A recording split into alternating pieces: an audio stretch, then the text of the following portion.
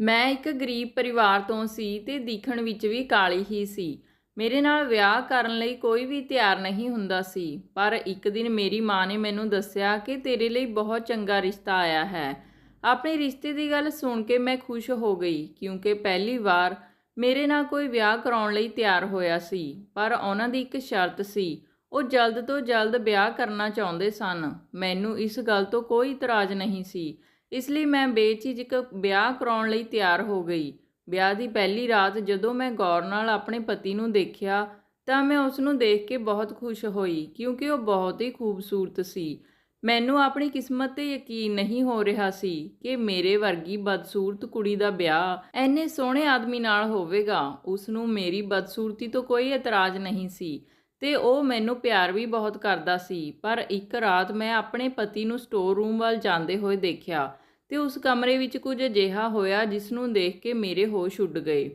ਵੈਸੇ ਤਾਂ ਮੇਰਾ ਨਾਮ ਦੀਆ ਹੈ, ਪਰ ਸਾਰੇ ਮੈਨੂੰ ਕਾਲੀ ਕਲੂਟੀ ਕਹਿ ਕੇ ਹੀ ਬੁਲਾਉਂਦੇ ਹਨ। ਇੱਥੋਂ ਤੱਕ ਕਿ ਕਦੇ-ਕਦੇ ਮੇਰੇ ਮਾਂ-ਬਾਪ ਵੀ ਮੈਨੂੰ ਕਲੂਟੀ ਕਹਿ ਕੇ ਹੀ ਬੁਲਾਉਂਦੇ ਸਨ। ਮੈਨੂੰ ਉਹਨਾਂ ਦੀ ਜ਼ੁਬਾਨ ਤੋਂ ਇਹ ਸ਼ਬਦ ਸੁਣ ਕੇ ਬਹੁਤ ਬੁਰਾ ਲੱਗਦਾ, ਪਰ ਮੈਂ ਕੀ ਕਰ ਸਕਦੀ ਸੀ। ਮੈਂ ਸੁਣ ਕੇ ਹੀ ਰਹਿ ਜਾਂਦੀ। ਮੇਰੇ ਤੋਂ ਛੋਟੀਆਂ ਮੇਰੀਆਂ 2 ਭੈਣਾਂ ਸਨ। ਜਦ ਵੀ ਕੋਈ ਮੁੰਡਾ ਮੈਨੂੰ ਦੇਖਣ ਲਈ ਆਉਂਦਾ ਤਾਂ ਉਹ ਛੋਟੀਆਂ ਭੈਣਾਂ ਨੂੰ ਹੀ ਪਸੰਦ ਕਰਦੇ। ਹੌਲੀ-ਹੌਲੀ ਕਰਕੇ ਮੇਰੀਆਂ ਛੋਟੀਆਂ ਦੋਨਾਂ ਭੈਣਾਂ ਦਾ ਵਿਆਹ ਹੋ ਗਿਆ, ਪਰ ਮੈਂ ਅਜੇ ਤੱਕ ਕੁਆਰੀ ਹੀ ਸੀ।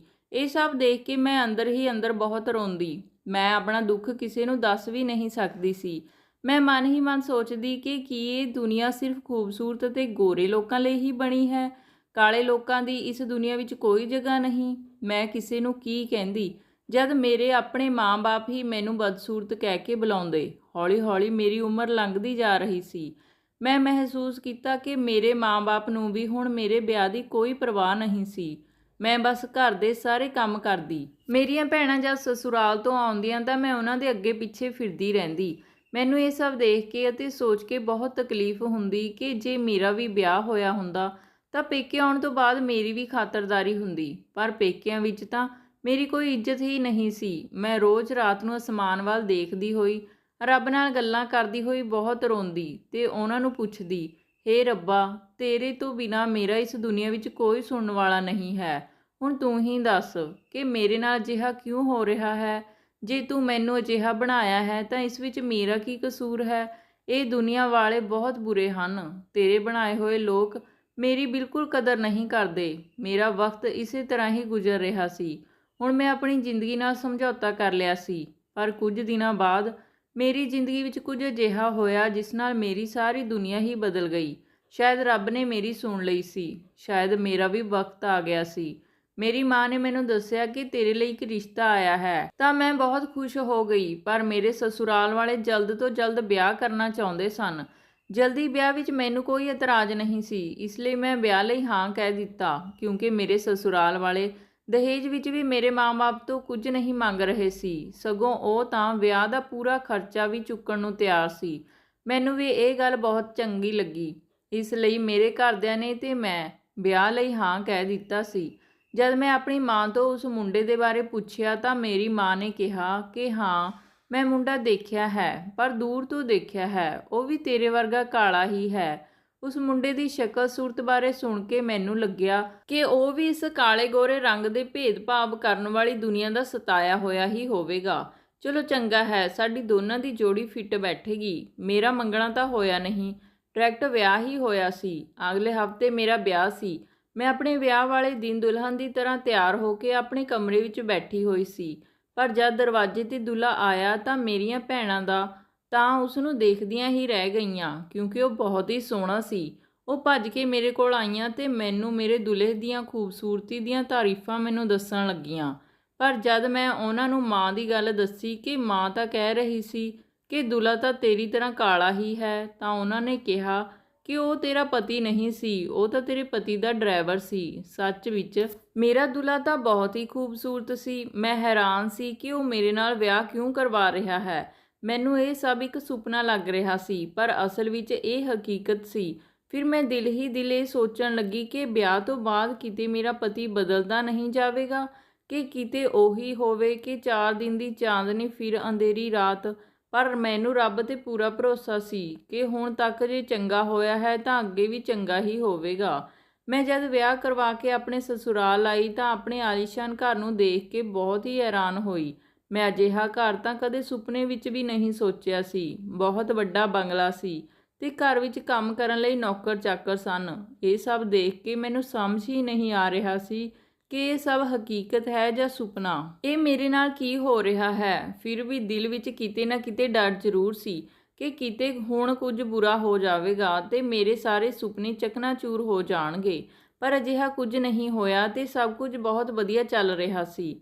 ਵਿਆਹ ਦੀ ਪਹਿਲੀ ਰਾਤ ਮੈਂ ਆਪਣੇ ਪਤੀ ਨੂੰ ਪੁੱਛਿਆ ਕਿ ਤੁਹਾਡਾ ਐਡਾ ਵੱਡਾ ਘਰ ਹੈ ਤੇ ਤੁਸੀਂ ਇੰਨੇ ਖੂਬਸੂਰਤ ਹੋ, ਤੁਹਾਨੂੰ ਤਾਂ ਕੋਈ ਵੀ ਕੁੜੀ ਮਿਲ ਜਾਂਦੀ। ਜਿਸ ਕੁੜੀ 'ਤੇ ਤੁਸੀਂ ਹੱਥ ਰੱਖਦੇ ਹੋ ਤੁਹਾਡੀ ਹੋ ਜਾਂਦੀ। ਫਿਰ ਤੁਸੀਂ ਮੇਰੇ ਨਾਲ ਵਿਆਹ ਕਿਉਂ ਕਰਵਾਇਆ? ਉਹਨਾਂ ਨੇ ਕਿਹਾ ਕਿ ਮੈਂ ਇੱਕ ਚੰਗੀ ਕੁੜੀ ਨਾਲ ਵਿਆਹ ਕਰਵਾਉਣਾ ਸੀ। ਜਿਵੇਂ ਕਿ ਤੂੰ ਕਿਹਾ ਕਿ ਮੈਨੂੰ ਕੋਈ ਵੀ ਕੁੜੀ ਮਿਲ ਜਾਂਦੀ ਤਾਂ ਮੈਂ ਕਿਸੇ ਐਸੀ ਵੈਸੀ ਕੁੜੀ ਨਾਲ ਵਿਆਹ ਨਹੀਂ ਕਰਵਾਉਣਾ ਸੀ। ਮੈਂ ਤਾਂ ਤੇਰੇ ਵਰਗੀ ਚੰਗੀ ਤੇ ਸਮਝਦਾਰ ਕੁੜੀ ਨਾਲ ਵਿਆਹ ਕਰਵਾਉਣਾ ਸੀ। ਖੂਬਸੂਰਤੀ ਬਾਹਰ ਤੋਂ ਨਹੀਂ ਦਿਖਦੀ, ਉਹ ਤਾਂ ਦਿਖਣ ਵਾਲੇ ਦੀ ਅੱਖਾਂ ਵਿੱਚ ਦਿਖਦੀ ਹੈ। ਮੈਨੂੰ ਆਪਣੇ ਪਤੀ ਦੀਆਂ ਗੱਲਾਂ ਬਹੁਤ ਚੰਗੀਆਂ ਲੱਗੀਆਂ।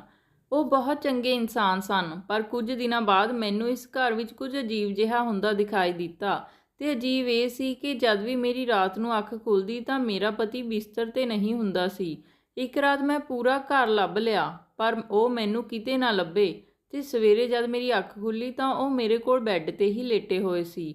ਇਹ ਸਭ ਦੇਖ ਕੇ ਮੈਂ ਉਹਨਾਂ ਨੂੰ ਪੁੱਛਿਆ ਕਿ ਤੁਸੀਂ ਰਾਤ ਨੂੰ ਕਿੱਥੇ ਚਲੇ ਜਾਂਦੇ ਹੋ ਤੇ ਕਦ ਵਾਪਸ ਆਉਂਦੇ ਹੋ? ਉਹਨਾਂ ਨੇ ਕਿਹਾ ਕਿ ਮੈਂ ਤਾਂ ਕਿਤੇ ਗਿਆ ਹੀ ਨਹੀਂ ਸੀ, ਮੈਂ ਤਾਂ ਸਾਰੀ ਰਾਤ ਇੱਥੇ ਤੇਰੇ ਕੋਲ ਹੀ ਪਿਆ ਸੀ। ਉਸਨੇ ਸ਼ਰੇਆਮ ਮੈਨੂੰ ਝੂਠ ਬੋਲਿਆ ਸੀ। ਮੈਂ ਇਸ ਗੱਲ 'ਤੇ ਬਹੁਤ ਹੈਰਾਨ ਸੀ ਕਿ ਆਖਿਰ ਇਸ ਝੂਠ ਦੀ ਵਜ੍ਹਾ ਕੀ ਹੈ। ਫਿਰ ਮੈਂ ਕਿਹਾ ਨਹੀਂ, ਮੈਂ ਰਾਤ ਨੂੰ ਉੱਠੀ ਸੀ ਤੇ ਤੁਸੀਂ ਕਮਰੇ ਵਿੱਚ ਨਹੀਂ ਸੀ। ਉਸਨੇ ਕਿਹਾ ਕਿ ਹਾਂ, ਮੈਂ ਪਾਣੀ ਪੀਣ ਲਈ ਗਿਆ ਸੀ। ਪਰ ਉਸ ਨੂੰ ਇਹ ਨਹੀਂ ਪਤਾ ਸੀ ਕਿ ਮੈਂ ਤਾਂ ਪੂਰਾ ਘਰ ਹੀ ਛਾਣ ਮਾਰਿਆ ਸੀ। ਉਹਨਾਂ ਦੀ ਇਸ ਗੱਲ 'ਤੇ ਮੈਂ ਸੋਚਿਆ, ਚੱਲ ਛੱਡ, ਕੋਈ ਕੰਮ ਹੋਵੇਗਾ। ਜਦ ਇਹ ਮੈਨੂੰ ਨਹੀਂ ਦੱਸਣਾ ਚਾਹੁੰਦੇ ਫਿਰ ਮੈਂ ਦੁਬਾਰਾ ਇਸ ਗੱਲ ਦਾ ਕੋਈ ਜ਼ਿਕਰ ਨਹੀਂ ਕੀਤਾ। ਪਰ ਹੁਣ ਇਹ ਸਿਲਸਿਲਾ ਰੋਜ਼ ਦਾ ਹੀ ਹੋ ਗਿਆ ਸੀ। ਮੇਰਾ ਪਤੀ ਰਾਤ ਨੂੰ ਗਾਇਬ ਹੋ ਜਾਂਦਾ ਤੇ ਸਵੇਰੇ ਸਵੇਰੇ ਵਾਪਸ ਆ ਜਾਂਦਾ। ਸਾਰੀ ਰਾਤ ਪਤਾ ਨਹੀਂ ਕਿੱਥੇ ਰਹਿੰਦਾ ਸੀ ਤੇ ਪੁੱਛਣ 'ਤੇ ਝੂਠ ਬੋਲਦਾ। ਮੇਰਾ ਮਨ ਠੀਕ ਨਹੀਂ ਸੀ, ਇਸ ਲਈ ਮੈਂ ਪੇਕੇ ਆ ਗਈ ਤੇ ਆਪਣੀ ਮਾਂ ਨੂੰ ਇਹ ਸਾਰੀਆਂ ਗੱਲਾਂ ਦੱਸੀਆਂ। ਮਾਂ ਨੇ ਮੈਨੂੰ ਖਿੱਝਦੇ ਹੋਏ ਕਿਹਾ ਕਿ ਤੂੰ ਪਾਗਲ ਕਿਉਂ ਬਣ ਰਹੀ ਹੈ? ਵਿਆਹ ਨੂੰ ਅਜੇ 2 ਮਹੀਨੇ ਹੋਏ ਹਨ ਤੇ ਆਪਣੇ ਪਤੀ ਦੀ ਬੁਰਾਈ ਵੀ ਕਰਨੀ ਸ਼ੁਰੂ ਕਰ ਦਿੱਤੀ। ਇੰਨਾ ਚੰਗਾ ਪਤੀ ਮਿਲਿਆ ਹੈ ਤੇ ਤੂੰ ਇਸ ਤਰ੍ਹਾਂ ਦੀਆਂ ਗੱਲਾਂ ਕਰ ਰਹੀ ਆਂ। ਮੇਰੀ ਮਾਂ ਨੇ ਕਿਹਾ ਕਿ ਇੰਨਾ ਵੱਡਾ ਘਰ ਹੈ, ਨੌਕਰ ਚਾਕਰ ਹਨ ਤੇ ਪਤੀ ਵੀ ਇੰਨਾ ਚੰਗਾ ਹੈ, ਤੈਨੂੰ ਇੰਨਾ ਪਿਆਰ ਕਰਦਾ ਹੈ। ਤੇਰਾ ਪਤੀ ਜੇ ਬਹੁਤ ਵੱਡੀ ਗਲਤੀ ਵੀ ਕਰ ਦੇਵੇ ਤਾਂ ਵੀ ਤੈਨੂੰ ਧਿਆਨ ਨਹੀਂ ਦੇਣਾ ਚਾਹੀਦਾ। ਆਪਣੀਆਂ ਭੈਣਾਂ ਨੂੰ ਦੇਖ, ਤੇਰੀ ਤੁਲਨਾ ਵਿੱਚ ਉਹਨਾਂ ਦਾ ਵਿਆਹ ਕਿੰਨੇ ਗਰੀਬ ਘਰ ਵਿੱਚ ਹੋਇਆ ਹੈ, ਫਿਰ ਵੀ ਗੁਜ਼ਾਰਾ ਕਰ ਰਹੀਆਂ ਨੇ। ਤੂੰ ਵੀ ਇਹਨਾਂ ਛੋਟੀਆਂ-ਛੋਟੀਆਂ ਗੱਲਾਂ 'ਤੇ ਧਿਆਨ ਦੇਣਾ ਛੱਡ ਦੇ। ਮੈਂ ਮਾਂ ਦੀਆਂ ਗੱਲਾਂ ਸੁਣ ਕੇ ਹੈਰਾਨ ਸੀ ਕਿਉਂਕਿ ਮੈਂ ਆਪਣੇ ਪਤੀ ਨਾਲ ਵਿਆਹ ਆਲੀਸ਼ਾਨ ਘਰ ਤੇ ਨੌਕਰ ਚਾਕਰਾਂ ਲਈ ਨਹੀਂ ਕੀਤਾ ਸੀ। ਕੁਝ ਤਾਂ ਸੀ ਜੋ ਮੇਰੇ ਨਾਲ ਗਲਤ ਹੋ ਰਿਹਾ ਸੀ। ਮੈਨੂੰ ਬਹੁਤ ਬੁਰਾ ਲੱਗ ਰਿਹਾ ਸੀ। ਮਾਂ ਨੂੰ ਦੱਸਣ 'ਤੇ ਵੀ ਕੋਈ ਫਾਇਦਾ ਨਹੀਂ ਹੋਇਆ, ਇਸ ਲਈ ਮੈਂ ਸੋਚਿਆ ਕਿ ਮੈਨੂੰ ਹੀ ਕੁਝ ਕਰਨਾ ਹੋਵੇਗਾ। ਅਜੇ ਮੈਂ ਆਪਣੇ ਪੇਕਿਆਂ ਵਿੱਚ ਹੀ ਸੀ ਕਿ ਮੇਰਾ ਸਿਰ ਚਕਰਾਉਣ ਲੱਗਿਆ। ਮੇਰੀ ਮਾਂ ਮੈਨੂੰ ਡਾਕਟਰ ਕੋਲ ਲੈ ਗਈ। ਡਾਕਟਰ ਮੇਰੀ ਜਾਣ ਪਹਿਚਾਣ ਦੀ ਹੀ ਸੀ, ਬਲਕਿ ਮੇਰੀ ਦੋਸਤ ਹੀ ਸੀ। ਉੱਥੇ ਜਾਣ ਤੋਂ ਬਾਅਦ ਸਾਨੂੰ ਪਤਾ ਚੱਲਿਆ ਕਿ ਮੈਂ ਮਾਂ ਬਣਨ ਵਾਲੀ ਹਾਂ। ਇਹ ਗੱਲ ਸੁਣ ਕੇ ਮੇਰੀ ਮਾਂ ਬਹੁਤ ਖੁਸ਼ ਹੋਈ ਤੇ ਮੇਰੀ ਮਾਂ ਤੁਰੰਤ ਫੋਨ ਚੁੱਕ ਕੇ ਮੇਰੇ ਪਤੀ ਨੂੰ ਇਹ ਖੁਸ਼ਖਬਰੀ ਦੇਣ ਹੀ ਵਾਲੀ ਸੀ। ਪਰ ਮੈਂ ਉਹਨਾਂ ਨੂੰ ਮਨਾ ਕਰ ਦਿੱਤਾ ਤੇ ਕਿਹਾ ਕਿ ਮਾਂ, ਮੈਂ ਇਹ ਖੁਸ਼ਖਬਰੀ ਮੈਂ ਉਹਨਾਂ ਨੂੰ ਆਪਣੇ ਮੂੰਹ ਤੋਂ ਦੱਸਾਂਗੀ ਤਾਂ ਉਹਨਾਂ ਨੂੰ ਜ਼ਿਆਦਾ ਚੰਗਾ ਲੱਗੇਗਾ। ਮਾਂ ਨੇ ਕਿਹਾ ਕਿ ਹਾਂ ਠੀਕ ਹੈ, ਇਹ ਤੂੰ ਸਹੀ ਸੋਚਿਆ। ਅਗਲੇ ਦਿਨ ਹੀ ਮੈਂ ਆਪਣੇ ਸਸੁਰਾਲ ਆ ਗਈ, ਪਰ ਮੈਂ ਆਪਣੀ ਪ੍ਰੈਗਨੈਂਸੀ ਦੀ ਖਬਰ ਆਪਣੇ ਪਤੀ ਨੂੰ ਨਹੀਂ ਦੱਸੀ। ਮੈਂ ਸੋਚਿਆ ਕਿ ਪਹਿਲਾਂ ਉਸ ਰਾਜ ਨੂੰ ਪਤਾ ਕਰ ਲਵਾਂ, ਫਿਰ ਇਹ ਖੁਸ਼ਖਬਰੀ ਸੁਣਾਵਾਂਗੀ। ਰਾਤ ਦਾ ਵਕਤ ਸੀ ਤੇ ਮੇਰੇ ਪਤੀ ਦੱਬੇ ਪੈਰੀ ਕਮਰੇ 'ਚੋਂ ਨਿਕਲ ਗਏ। ਉਹਨਾਂ ਨੂੰ ਲੱਗਿਆ ਕਿ ਮੈਂ ਸੋ ਚੁੱਕੀ ਹਾਂ, ਪਰ ਮੈਂ ਬਿਲਕੁਲ ਸੁੱਤੀ ਨਹੀਂ ਸੀ। ਉਹਨਾਂ ਦੇ ਜਾਣ ਤੋਂ ਬਾਅਦ ਅਗਲੇ ਹੀ ਪਲ ਮੈਂ ਵੀ ਦੱਬੇ ਪੈਰੀ ਉਹਨਾਂ ਦੇ ਪਿੱਛੇ ਚਲੇ ਗਈ। ਉਹ ਸਟੋਰ ਰੂਮ ਵੱਲ ਜਾ ਰਹੇ ਸੀ। ਜਦ ਉਹ ਸਟੋਰ ਰੂਮ ਦੇ ਅੰਦਰ ਚਲੇ ਗਏ ਤਾਂ ਮੈਂ ਇੱਕ ਕੋਨੇ ਵਿੱਚ ਖੜੀ ਹੋ ਗਈ ਤੇ ਦੇਖਣ ਲੱਗੀ ਕਿ ਇੱਥੇ ਕੀ ਹੋਣ ਵਾਲਾ ਹੈ। ਪਰ ਜਦ ਮੈਂ ਉੱਥੇ ਦਾ ਨਜ਼ਾਰਾ ਦੇਖਿਆ ਤਾਂ ਮੇਰੀਆਂ ਅੱਖਾਂ ਖੁੱਲੀਆਂ ਦੀਆਂ ਖੁੱਲੀਆਂ ਹੀ ਰਹਿ ਗਈਆਂ। ਮੈਂ ਇੱਕਦਮ ਹੈਰਾਨ ਸੀ ਕਿਉਂਕਿ ਉੱਥੇ ਤਾਂ ਬਹੁਤ ਹੀ ਇੱਕ ਸੋਹਣੀ ਜਿਹੀ ਔਰਤ ਬੈਠੀ ਸੀ। ਜਾਂਦੇ ਹੀ ਮੇਰੇ ਪਤੀ ਨੇ ਉਸ ਨੂੰ ਆਪਣੇ ਗਲੇ ਨਾਲ ਲਗਾ ਲਿਆ। ਉਸ ਔਰਤ ਨੇ ਮੇਰੇ ਪਤੀ ਨੂੰ ਪੁੱਛਿਆ ਕਿ ਅੱਜ ਤੁਸੀਂ ਦੇਰ ਕਿਉਂ ਕਰ ਦਿੱਤੀ। ਮੇਰੇ ਪਤੀ ਕਹਿਣ ਲੱਗੇ ਕਿ ਉਹ ਸੋ ਹੀ ਨਹੀਂ ਰਹੀ ਸੀ। ਫਿਰ ਉਸ ਔਰਤ ਨੇ ਕਿਹਾ ਕਿ ਸਾਨੂੰ ਕਦ ਤੱਕ ਇਹ ਡਰਾਮਾ ਕਰਨਾ ਪਵੇਗਾ। ਜਿਸ ਕੰਮ ਲਈ ਅਸੀਂ ਉਸ ਨੂੰ ਲੈ ਕੇ ਆਏ ਹਾਂ ਉਹ ਕਦ ਪੂਰਾ ਹੋਵੇਗਾ। ਇਹ ਕੁੜੀ ਮਾਂ ਵੀ ਬਣ ਪਾਊਗੀ ਜਾਂ ਨਹੀਂ। ਜਲਦੀ ਜਲਦੀ ਇਹ ਕੁੜੀ ਮਾਂ ਬਣ ਜਾਵੇ ਤੇ ਇਸ ਦਾ ਬੱਚਾ ਸਾਨੂੰ ਮਿਲ ਜਾਵੇ। ਉਸ ਤੋਂ ਬਾਅਦ ਆਪਾਂ ਇਸ ਨੂੰ ਟਿਕਾਣੇ ਲਗਾ ਦੇਵਾਂਗੇ। ਮੈਨੂੰ ਬਿਲਕੁਲ ਵੀ ਚੰਗਾ ਨਹੀਂ ਲੱਗਦਾ ਕਿ ਤੁਸੀਂ ਉਸ ਨਾਲ ਰਹਿੰਦੇ ਹੋ। ਮੇਰੇ ਪਤੀ ਨੇ ਕਿਹਾ ਕਿ ਮੈਨੂੰ ਵੀ ਚੰਗਾ ਨਹੀਂ ਲੱਗਦਾ, ਪਰ ਕੀ ਕਰੀਏ, ਮਜਬੂਰੀ ਹੈ ਜਦ ਤੱਕ ਕੋਈ ਬੱਚਾ ਨਹੀਂ ਹੋ ਜਾਂਦਾ। ਕਿਉਂਕਿ ਤੈਨੂੰ ਤਾਂ ਪਤਾ ਹੀ ਹੈ ਕਿ ਤੂੰ ਕਦੇ ਮਾਂ ਨਹੀਂ ਬਣ ਸਕਦੀ, ਤਾਂ ਇਹ ਸਭ ਤਾਂ ਕਰਨਾ ਹੀ ਹੋਵੇਗਾ। ਉਸ ਔਰਤ ਨੇ ਪੁੱਛਿਆ ਕਿ ਤੁਸੀਂ ਕਾਲੀ ਕੁੜੀ ਨਾਲ ਵਿਆਹ ਕਿਉਂ ਕਰਵਾਇਆ। ਮੇਰੇ ਪਤੀ ਨੇ ਕਿਹਾ ਕਿ ਕੋਈ ਮਿਲ ਵੀ ਤਾਂ ਨਹੀਂ ਰਹੀ ਸੀ, ਨਾਲੇ ਇਹ ਲੋਕ ਗਰੀਬ ਵੀ ਹਨ। ਜੇ ਆਪਾਂ ਇਸ ਕੁੜੀ ਨਾਲ ਕੋਈ ਊਚ ਨੀਚ ਕਰਦੇ ਹਾਂ ਤਾਂ ਇਸ ਦੇ ਘਰ ਵਾਲਿਆਂ ਨੂੰ ਕੋਈ ਜ਼ਿਆਦਾ ਫਰਕ ਨਹੀਂ ਪਵੇਗਾ। ਇਹ ਸਭ ਸੁਣ ਕੇ ਮੈਨੂੰ ਬਹੁਤ ਦੁੱਖ ਹੋਇਆ ਤੇ ਮੈਂ ਡਰ ਵੀ ਗਈ ਸੀ, ਕਿਉਂਕਿ ਹੁਣ ਤਾਂ ਮੇਰੀ ਜਾਨ ਨੂੰ ਵੀ ਖਤਰਾ ਸੀ। ਹੁਣ ਮੈਨੂੰ ਪਤਾ ਚੱਲ ਗਿਆ ਸੀ ਕਿ ਮੇਰੇ ਪਤੀ ਨੇ ਮੇਰੇ ਨਾਲ ਵਿਆਹ ਬੱਚੇ ਲਈ ਕੀਤਾ ਸੀ। ਬੱਚਾ ਹੋਣ ਤੋਂ ਬਾਅਦ ਇਹ ਮੈਨੂੰ ਮਾਰ ਦੇਣਗੇ, ਪਰ ਮੈਂ ਇਹ ਹੁਸ਼ਿਆਰੀ ਕੀਤੀ ਸੀ ਕਿ ਮੈਂ ਆਪਣੇ ਪੇਟ ਵਿੱਚ ਪਾਲ ਰਹੇ ਬੱਚੇ ਬਾਰੇ ਕਿਸੇ ਨੂੰ ਕੋਈ ਗੱਲ ਨਹੀਂ ਦੱਸੀ ਸੀ ਕਿ ਮੈਂ ਮਾਂ ਬਣਨ ਵਾਲੀ ਹਾਂ। ਤੇ ਮੈਂ ਆਪਣੀ ਮਾਂ ਨੂੰ ਵੀ ਕਹਿ ਦਿੱਤਾ ਸੀ ਕਿ ਉਹ ਵੀ ਇਹ ਗੱਲ ਕਿਸੇ ਨੂੰ ਨਾ ਦੱਸੇ, ਪਰ ਮੈਂ ਅਜਿਹੇ ਲੋਕਾਂ ਨਾਲ ਲੜ ਨਹੀਂ ਸਕਦੀ ਸੀ। ਫਿਰ ਮੈਂ ਆਪਣੇ ਕਮਰੇ ਵਿੱਚ ਆ ਗਈ ਤੇ ਠੰਡੇ ਦਿਮਾਗ ਨਾਲ ਸੋਚਣ ਲੱਗੀ ਕਿ ਮੈਂ ਕੀ ਕਰਾਂ। ਫਿਰ ਅਗਲੇ ਦਿਨ ਮੈਂ ਆਪਣੀ ਡਾਕਟਰ ਦੋਸਤ ਨਾਲ ਗੱਲ ਕੀਤੀ ਤੇ ਉਸ ਨੂੰ ਸਾਰੀ ਗੱਲ ਦੱਸ ਦਿੱਤੀ। ਮੇਰੀ ਗੱਲ ਸੁਣ ਕੇ ਉਸਨੇ ਮੈਨੂੰ ਇੱਕ ਸਲਾਹ ਦਿੱਤੀ। ਉਸਨੇ ਕਿਹਾ, ਦੀਆ, ਇਹ ਲੋਕ ਬਹੁਤ ਵੱਡੇ ਲੋਕ ਹਨ, ਤੂੰ ਇਕੱਲੇ ਇਹਨਾਂ ਨਾਲ ਕਦੇ ਨਹੀਂ ਲੜ ਸਕਦੀ। ਤੇ ਤੇਰੀ ਮਾਂ ਜੋ ਇੱਥੇ ਤੱਕ ਕਹਿੰਦੀ ਹੈ ਕਿ ਤੇਰਾ ਪਤੀ ਜੇ ਬਹੁਤ ਵੱਡੀ ਗਲਤੀ ਵੀ ਕਰ ਦਵੇ ਤਾਂ ਤੈਨੂੰ ਬਰਦਾਸ਼ਤ ਕਰਨਾ ਚਾਹੀਦਾ ਹੈ, ਤਾਂ ਉਹ ਤੇਰਾ ਸਾਥ ਕੀ ਦੇਵੇਗੀ। ਮੇਰੀ ਡਾਕਟਰ ਦੋਸਤ ਨੇ ਮੈਨੂੰ ਇੱਕ ਬਹੁਤ ਵਧੀਆ ਸਲਾਹ ਦਿੱਤੀ। ਅਗਲੇ 1-2 ਦਿਨਾਂ ਵਿੱਚ ਮੈਂ ਆਪਣੇ ਪਤੀ ਨੂੰ ਕਹਿਣ ਲੱਗੀ ਕਿ ਮੇਰਾ ਸਿਰ ਚਕਰਾ ਰਿਹਾ ਸੀ। ਮੈਨੂੰ ਲੱਗਿਆ ਕਿ ਕੋਈ ਖੁਸ਼ਖਬਰੀ ਹੈ, ਇਸ ਲਈ ਮੈਂ ਡਾਕਟਰ ਕੋਲ ਗਈ, ਪਰ ਡਾਕਟਰ ਨੇ ਮੈਨੂੰ ਦੱਸਿਆ ਕਿ ਮੈਂ ਕਦੇ ਮਾਂ ਨਹੀਂ ਬਣ ਸਕਦੀ।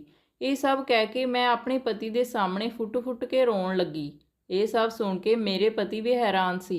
ਮੈਨੂੰ ਪਤਾ ਹੀ ਸੀ ਕਿ ਉਹ ਅੱਗੇ ਕੀ ਕਰਨ ਵਾਲਾ ਹੈ। ਅਗਲੇ ਹਫ਼ਤੇ ਉਹ ਤਲਾਕ ਦੇ ਕਾਗਜ਼ਾਤ ਤਿਆਰ ਕਰਵਾ ਲਿਆਇਆ ਤੇ ਮੇਰੇ ਸਿਗਨੇਚਰ ਕਰਾ ਕੇ ਮੈਨੂੰ ਘਰ ਤੋਂ ਕੱਢ ਦਿੱਤਾ। ਉਸਨੇ ਕਿਹਾ ਕਿ ਜੇ ਤੂੰ ਮਾਂ ਨਹੀਂ ਬਣ ਸਕਦੀ ਤਾਂ ਮੈਂ ਤੈਨੂੰ ਆਪਣੇ ਕੋਲ ਨਹੀਂ ਰੱਖ ਸਕਦਾ, ਨਿਕਲ ਜਾ ਮੇਰੇ ਘਰ ਤੋਂ। ਮੈਨੂੰ ਇਸ ਬਨਾਵਟੀ ਦੁਨੀਆ ਦੇ ਬਾਰੇ ਸੋਚ ਕੇ ਬਹੁਤ ਦੁੱਖ ਹੋਇਆ, ਪਰ ਮੈਂ ਆਪਣੀ ਜਾਨ ਵੀ ਬਚਾਉਣੀ ਸੀ ਤੇ ਮੈਂ ਆਪਣਾ ਬੱਚਾ ਕਿਸੇ ਹੋਰ ਨੂੰ ਕਿਉਂ ਦੇਵਾਂ। ਮੇਰੇ ਪਤੀ ਨੇ ਮੈਨੂੰ ਤਲਾਕ ਦੇ ਦਿੱਤਾ ਤਾਂ ਮੈਂ ਬਹੁਤ ਦੂਰ ਚਲੀ ਗਈ, ਜਿੱਥੇ ਮੇਰੇ ਨਾਲ ਮੇਰਾ ਕੋਈ ਆਪਣਾ ਨਾ ਹੋਵੇ। ਮੇਰੀ ਡਾਕਟਰ ਦੋਸਤ ਨੇ ਮੇਰੀ ਬਹੁਤ ਮਦਦ ਕੀਤੀ। ਫਿਰ ਮੈਂ ਇੱਕ ਬੇਟੇ ਨੂੰ ਜਨਮ ਦਿੱਤਾ। ਹੁਣ ਮੇਰਾ ਬੇਟਾ 5 ਸਾਲ ਦਾ ਹੋ ਗਿਆ ਹੈ ਤੇ ਸਕੂਲ ਵੀ ਜਾਣ ਲੱਗਿਆ ਹੈ। ਮੈਂ ਇੱਕ ਛੋਟੀ ਜਿਹੀ ਨੌਕਰੀ ਕਰ ਰਹੀ ਹਾਂ ਤੇ ਆਪਣੀ ਦੁਨੀਆ ਵਿੱਚ ਬਹੁਤ ਖੁਸ਼ ਹਾਂ, ਕਿਉਂਕਿ ਜਿਸ ਦੁਨੀਆ ਵਿੱਚ ਮੈਂ ਪਹਿਲਾਂ ਰਹਿੰਦੀ ਸੀ ਉੱਥੇ ਮੇਰੇ ਆਪਣਿਆਂ ਨੇ ਵੀ ਮੇਰਾ ਕਦੇ ਸਾਥ ਨਹੀਂ ਦਿੱਤਾ ਤੇ ਮੇਰੀ ਕਦੇ ਹਿੰਮਤ ਨਹੀਂ ਵਧਾਈ। ਅੱਜ ਮੈਂ ਇੱਕ ਮਾਂ ਹਾਂ ਤੇ ਆਪਣੇ ਬੱਚੇ ਦੀ ਚੰਗੀ ਪਰਵਰਿਸ਼ ਕਰ ਰਹੀ ਹਾਂ। ਤੇ ਸਭ ਤੋਂ ਚੰਗੀ ਗੱਲ, ਖੁਸ਼ੀ ਦੀ ਗੱਲ ਤਾਂ ਇਹ ਹੈ ਕਿ ਮੈਂ ਬਨਾਵਟੀ ਰਿਸ਼ਤਿਆਂ ਤੇ ਬਨਾਵਟੀ ਦੁਨੀਆ ਤੋਂ ਬਹੁਤ ਦੂਰ ਹਾਂ ਤੇ ਬਹੁਤ ਖੁਸ਼ ਵੀ ਹਾਂ। ਤਾਂ ਦੋਸਤੋ, ਇਹ ਸੀ ਅੱਜ ਦੀ ਕਹਾਣੀ। ਜੇ ਕਹਾਣੀ ਤੁਹਾਨੂੰ ਵਧੀਆ ਲੱਗੀ ਤਾਂ ਲਾਈਕ ਤੇ ਕਮੈਂਟ ਕਰਕੇ ਜ਼ਰੂਰ ਦੱਸਿਓ ਜੀ। ਧੰਨਵਾਦ ਜੀ।